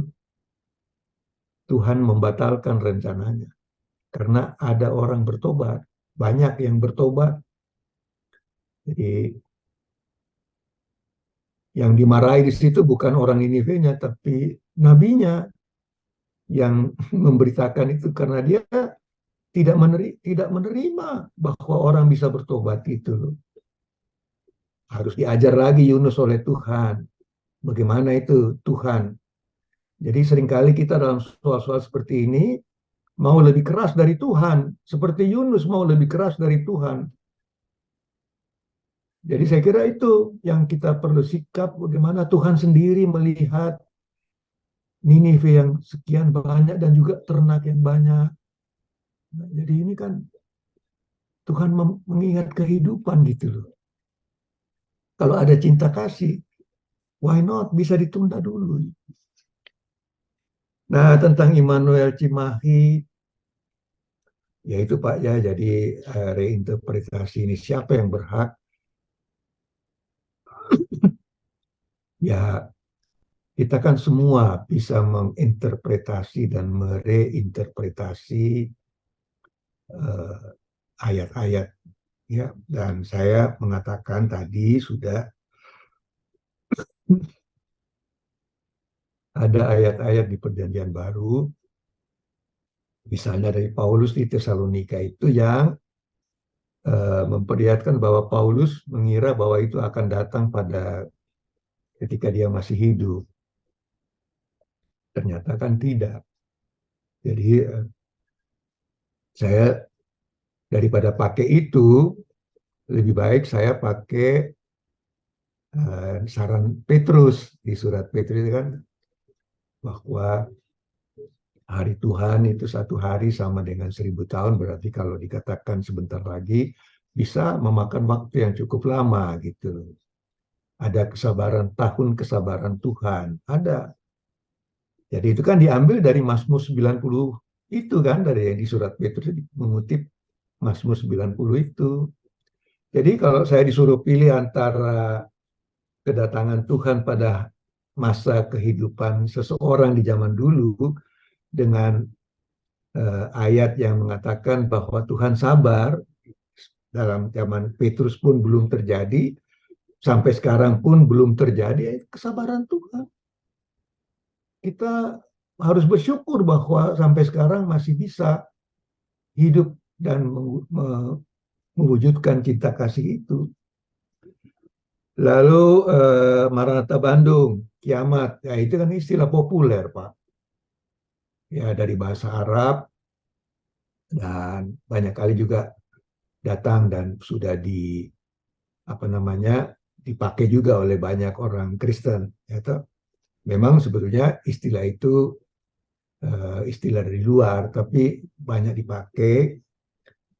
Lalu saya mengatakan ya zaman yang kalau kita pakai mau Alkitabiah ya pada latter days itu ya, jadi zaman akhir itu, masa kedatangan Kristus yang pertama sampai pada masa kedatangan Kristus yang kedua adalah zaman akhir. Nah, tentang 1000 tahun, kerajaan 1000 tahun itu ada di kitab Wahyu, tapi di kitab Wahyu itu kan konteksnya adalah hiburan dari Yohanes bagi jemaat yang menderita di bawah Imperium Romawi. Dan hitung-hitungan yang terjadi pada waktu itu adalah setiap 1 milenium pasti ada perubahan gitu. Nah, lalu dia membayangkannya seperti itu. Jangan khawatir, apa yang dilakukan oleh orang Romawi ini akan berakhir karena mereka pun sebagai kekaisaran akan berakhir.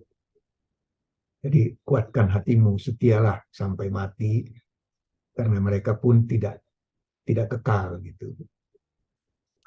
Jadi itu ya Pak. Jadi kalau kita lihat-lihat seperti itu, istilah-istilah seperti itu, selalu coba lihat konteksnya pada masa lalu apa, lalu bagaimana relevansinya bagi kita sekarang gitu. Nah, yang terakhir untuk Mupel Bekasi, Jatipon, saya kira sudah tadi ya Pak tentang masa Advent itu.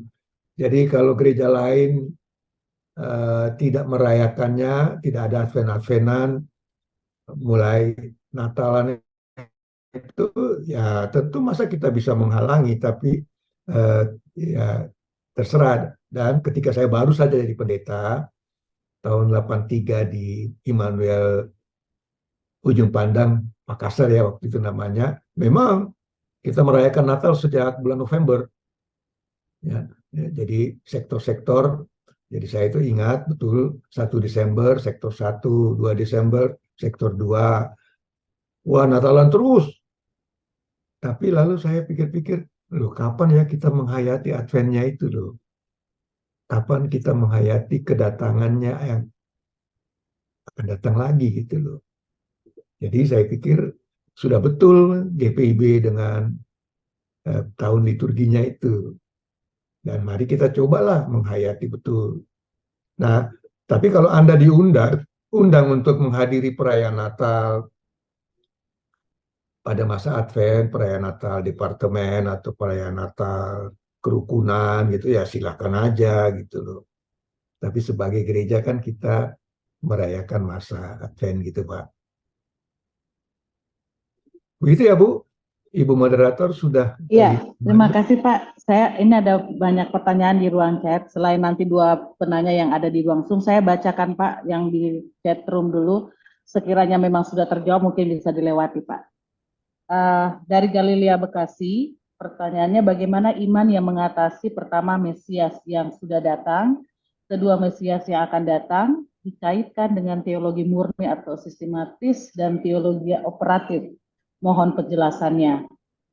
Yang berikut dari GPIB Dian Kasih Bekasi, mohon penjelasan mengenai pengangkatan orang percaya di akhir zaman, sebagaimana surat Paulus menyebutkan, dan bagaimana pemahaman GPIB tentang hal tersebut.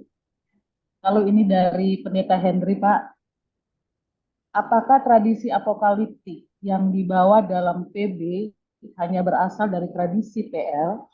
Kalau ada proto-apokaliptik, maka adakah tradisi diotro atau trito-apokaliptik? Tradisi keagamaan manakah yang mempengaruhi perkembangan konsep apokaliptik pasca proto-apokaliptik? Berikutnya dari Kas Immanuel Kota Baru, Pak, saya baca selesaikan saja. Apakah kiamat bisa diartikan menurut apa yang kita lakukan dalam hidup? Kalau berdosa dan melawan kehendaknya, berarti itu sudah akhir zaman bagi kita. Lalu kemudian tadi Jakarta Pusat sudah Bapak jawab. Dari Pelita Hidup Jawa Barat, saya mau bertanya apa hubungannya hari kiamat atau akhir zaman dengan korupsi sebagai wujud dosa yang sudah tadi Bapak Pendeta paparkan. Terima kasih. Kemudian dari Eklesia angkat tangan, nanti kita langsung saja setelah ini Pak. Ini Eklesia, apa dasar konsep akhir zaman yang diambil dari kitab Maleakhi? Hanya difokuskan dengan korupsi atau kerusakan relasi antar generasi. Lalu kemudian dari Nasaret Pak, mohon penjelasan Pak Pendeta menyampaikan bahwa sebelum kiamat datang adalah sebuah kesempatan kepada manusia untuk bertobat. Di lain hal, Pak Pendeta menyampaikan bahwa kalau ada cinta kasih, kiamat masih bisa ditunda. Bagaimana keadaan tersebut dengan keadaan dunia saat ini? Terima kasih. Paulus sudah dijawab pertanyaannya tadi. Lalu kemudian yang terakhir Pak. Ini yang terakhir dari Kaltara Berkat.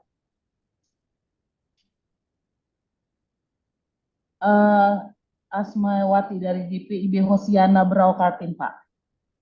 Pertanyaannya yang terjadi di lapangan, bahwa ketika kita percaya Kristus saat menghadapi kematian, maka pendoa biasanya mengatakan bahwa jiwa kita akan berdiam di surga karena kita adalah pengikut Kristus. Apakah dengan menjadi pengikut Kristus, kita otomatis sudah menjadi penghuni surga?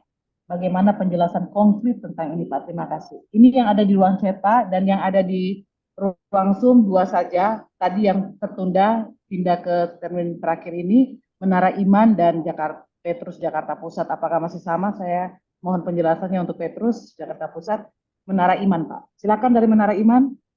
Ini termin terakhir ya Bapak Ibu, dan sudah tidak ada lagi untuk termin selanjutnya. Mohon presensinya diisi. Terima kasih. Terima kasih Bu. Dengar suara saya Bu? Terdengar Pak, jelas. Silakan Pak. Iya. Baik, pertanyaan pertama kepada Bapak Prof. mengenai Wahyu pasal 21.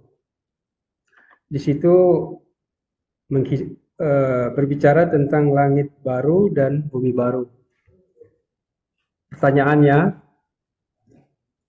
kira-kira konsep langit baru dan bumi baru itu menurut pemahaman GPIB ataupun menurut pemahaman Bapak, kira-kira bagaimana? Mohon penjelasan, Pak. Karena kan masih seperti ambigu begitu. Yang kedua,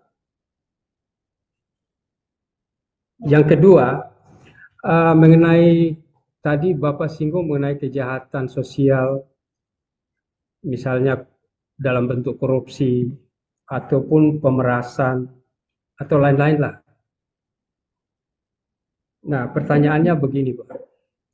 Bagaimana implikasinya terhadap hasil korupsi atau hasil pemerasan atau suap dan lain-lain sebagainya itu terhadap gereja? Karena ada jemaat juga yang menyampaikan persembahannya mungkin didapat dari hasil kejahatan seperti itu. Kira-kira implikasinya terhadap gereja, kalau implikasinya terhadap jemaatnya gimana? Dan implikasi terhadap gereja bagaimana? Terima kasih, itu aja dari Menara Iman. Terima kasih. Ya, terima kasih. Ya. Dari Petrus Jakarta Pusat ini masih resen, tadi sudah dijawab ya. Bu Moderator boleh melanjutkan sedikit lagi Ibu Pendeta? Karena ada pertanyaan yang harusnya kelanjutannya. Jadi bisa kalau boleh langsung singkat aja Pak ya. Ya, oke, baik. Ya. Jadi ada saya lanjutkan di buku 1 ini, kata gereja kita, di halaman 384 tadi, ada dikatakan sebaliknya, orang yang tidak percaya kepada Yesus Kristus, tetapi seluruh hidup sampai matinya melakukan apa yang baik, benar, adil, dan jujur sesuai yang Yesus Kristus perintahkan, maka mereka akan diselamatkan. Yang menjadi garis besar kami adalah yang tidak percaya kepada Yesus Kristus tapi diselamatkan. Bagaimana menurut Profesor tentang hal ini? Terima kasih. Terima kasih. Ya, Bapak Ibu sudah selesai termin kita yang saat ini dan akan dijawab oleh Prof. Dan mohon kesediaan Bapak Ibu untuk mengisi preferensi yang ada di ruang chat. Terima kasih. Ya, ini sesi terakhir. Waktunya tinggal sedikit. Jadi menurut Zoom-nya kan kita harus ya, padahal ada 9 pertanyaan. Jadi saya jawab cepat-cepat, maaf kalau tidak memuaskan. Yang pertama untuk Galilea Bukasi. Jadi bagaimana kita di satu pihak berhadapan dengan konsep Mesias sudah datang dan Mesias yang akan datang. Saya bilang kan, coba kita melampaui itu. Berarti kan kita mencakup dua-duanya. Tidak mengabaikan salah satunya gitu loh. Ya itu dengan demikian baru dapat dikatakan penghayatan kita penuh karena dua-duanya tidak kita abaikan, tapi kita melampaui dan merangkum dua-duanya. Yang kedua tentang pengangkatan itu ya memang di dalam itu kan di surat Tesalonika itu dan itu memang seperti sudah saya katakan tadi Rasul Paulus mengira.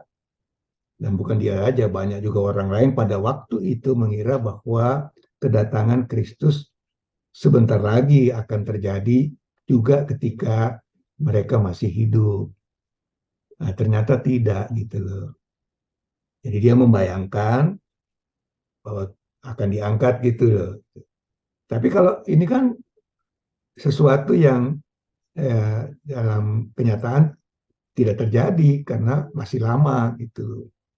Nah, makanya saya lalu bilang, ya kita jangan ke ayat itu, tapi ke ayat yang lain yang lebih memperlihatkan tentang bahwa masih ada waktu gitu. Jadi, ayat dari surat Petrus itu menurut saya lebih baik gitu, lebih cocok dengan situasi kita sekarang gitu.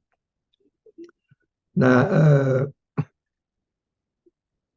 tentang Pak Hendri tentang bagaimana di PB itu ya memang ada Pak Jadi ada di PL pemahaman tentang Mesias seperti ini, lalu di PB itu direinterpretasi.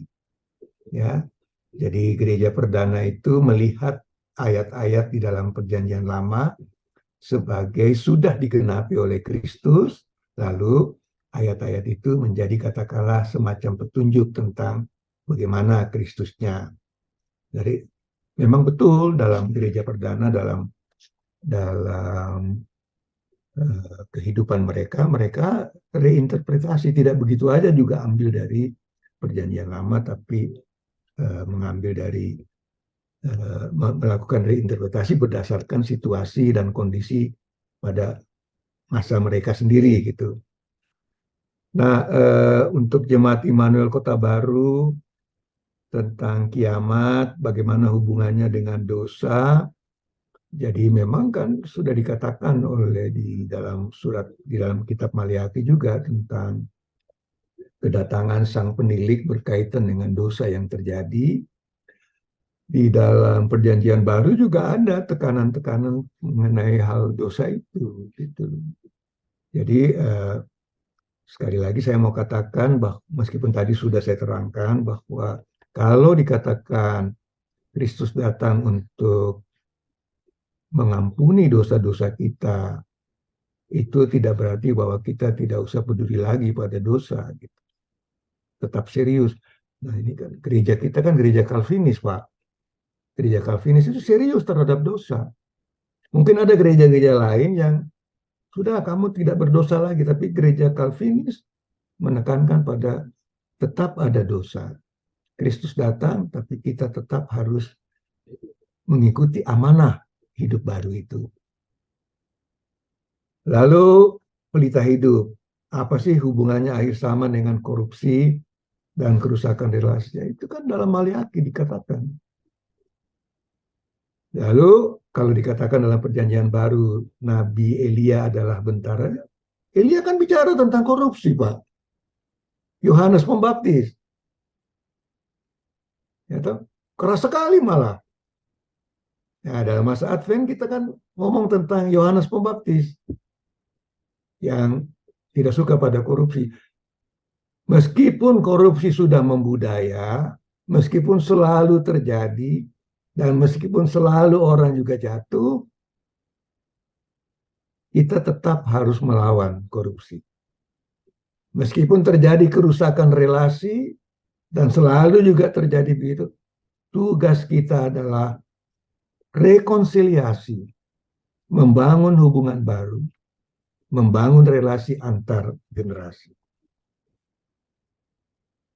Nah, Nazaret saya kira sama ya, ada sebelum kiamat, ada cinta kasih, dan itu bisa ditunda. Ya memang begitu kan. Kalau Niniwe bertobat, nggak jadi bencananya. Nah, jadi kalau Petrus bilang ada tahun kesabaran Tuhan, mari kita bangun cinta kasih itu. Jangan mikir-mikir tentang kapan terjadinya kiamatnya. Nggak usah. Datangnya mendadak, nggak ada seorang pun yang tahu. Kan Gusti Yesus sendiri sudah bilang kan, tidak ada seorang pun yang tahu. Nah, tentang Hosiana berau. Jadi itu sama Pak, tadi juga sudah saya terangkan. Ada memang pemahaman di jemaat bahwa kalau orang meninggal, itu sama dengan kiamat. Nah, saya bilang bahwa mungkin ada unsur-unsur alkitabiahnya juga kan dari kisah Tuhan Yesus yang di kayu salib mengatakan pada orang yang disalib sebelahnya itu, penjahat yang disalibkan, pada saat ini pun engkau berada bersamaku di Firdaus. Jadi orang meninggal itu yang mau meninggal dihiburkan dan keluarganya juga dihiburkan bahwa tidak usah khawatir, orang ini akan tetap berada dalam lingkup kasih Tuhan. Saya kira itu betul. Tapi kalau kita katakan meninggal identik dengan kiamat, tunggu dulu gitu. Karena kita masih ikut 12 kepercayaan iman kan, yang mengatakan bahwa Gusti Yesus akan datang lagi untuk menghakimi yang hidup dan yang mati. Kita pegang itulah, ya, 12 perkara iman itu. Nah, untuk menara iman, Wahyu 21, langit baru dan bumi baru. Nah, ini kan ambil dari Yesaya, Pak. Yesaya 61, kalau 62 kalau tidak salah ya. Nah, sudah saya katakan bahwa nabi-nabi itu proto-apokaliptik. Jadi kalau mereka bicara tentang langit baru dan bumi baru, sebetulnya maksudnya itu pembaharuan. Jadi bumi yang ada ini tetap ada, langitnya tetap ada juga kan, tapi kemudian dibaharui, ditransformasikan gitu. Nah, di dalam kitab Wahyu kelihatannya Yohanes ya waktu itu sudah, kelihatannya sudah tidak ada nanti. Langit lama dan bumi lama sudah tidak ada, Yerusalem yang baru akan turun dari sorga. Tapi kita toh bisa sekarang melihat bahwa masih tetap ada kan dunia kita ini. Jadi langit baru dan bumi baru itu direinterpretasi aja Pak, menjadi corak kehidupan yang baru bagi kita semuanya, baik bagi orang beriman maupun yang bukan gitu. Karena kan kita bicara sama-sama lah, dunia kita semakin sempit, sama-sama lah bagaimana kita berusaha untuk membangun kehidupan yang lebih baik dengan jalan mencegah kejahatan-kejahatan sosial itu. Nah, tentang bagaimana kalau hasilnya, ya jangan mau. Kalau sudah tahu bahwa ini hasil korupsi, jangan mau terima, Pak. Pribadi aja kan kalau kita terima sesuatu yang kita rasakan, wah ini sumbernya enggak beres, kita akan mencegah, jangan sampai kita nanti terlibat juga. Saya kasih contoh ya, Pak. Kan Johnny Plate itu kan sudah dihukum, toh. Tapi selama dia hidup, dia memberi sumbangan kepada beberapa gereja. Dan disebut lagi nama gerejanya gitu di dalam berita-berita itu. Nah kan malu kita kalau kita ketahuan seperti itu. Jadi jangan, demi nama baik GPIB jangan. Karena nanti kan ketahuan dan dilaporkan dan diceritakan, orang pada ketahuan nanti lihat gereja-gereja yang menerima itu. Nah yang terakhir dari Petrus tentang buku 1 ya. Bapak ini rupanya sangat setia pada buku tata gereja, bagus Pak, tapi dan sekarang mau tanya tentang bagaimana sih dikatakan di situ orang yang bukan Kristen tapi baik pasti selamat. Apa disebut pasti selamat Pak? Atau jangan-jangan tafsirannya Bapak? Saya kira begini, jadi betul Pak. Akan diselamatkan, dikatakan di dalam yang tidak percaya akan diselamatkan. Tapi sebaliknya, yang orang yang tidak percaya itu ya melakukan hal kebaikan dan seterusnya akan diselamatkan dibandingkan orang yang percaya kepada Yesus Kristus. Jadi tentang kebaikan-kebaikan itu kan di dalam jadi gini. Di dalam Injil Lukas kan ada perumpamaan orang Samaria. Orang Samaria itu kan bukan orang Israel.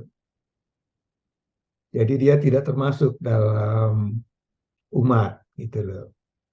Tapi dia dipakai oleh Tuhan Yesus untuk menggambarkan bagaimana caranya mengasihi Tuhan dan sesama. Nah itu kan maksudnya untuk mengajar umat, jangan gimana-gimana terhadap orang yang bukan Kristen. Lihat dulu gimana mereka, kalau mereka orang baik ya sudah. Ya. Segala sesuatu kan kita serahkan kepada Tuhan, bagaimana tentang orangnya itu kita tidak tahu. Tapi kita tidak menentukan apakah dia selamat atau tidak selamat. Saya kira juga kalau mengatakan langsung dia pasti selamat, saya juga gimana gitu ya, Om. Kita tidak tahu kok ya. Tapi kan kita sudah tahu tentang kebaikannya. Dan tentang kebaikan orang yang bukan Kristen, itu tidak pernah ditentang oleh Gusti Yesus sendiri gitu. Saya kira sudah jam 12:05 Ibu. Nanti Zoom-nya mati. Jadi Ya. saya kembalikan ke Ibu moderator.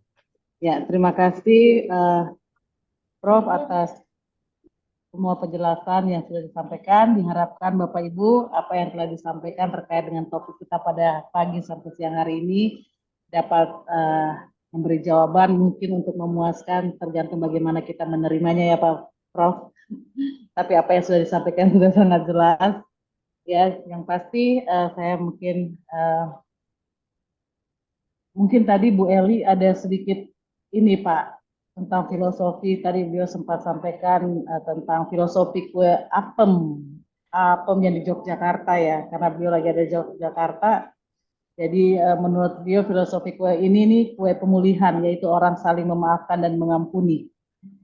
Filosofi dari kue ini yang tadi disampaikan oleh Bu Eli, dan itu juga mungkin mewakili kita semua Bapak Ibu untuk apa yang disampaikan oleh Prof, bahwa kita diberi ruang untuk bertobat.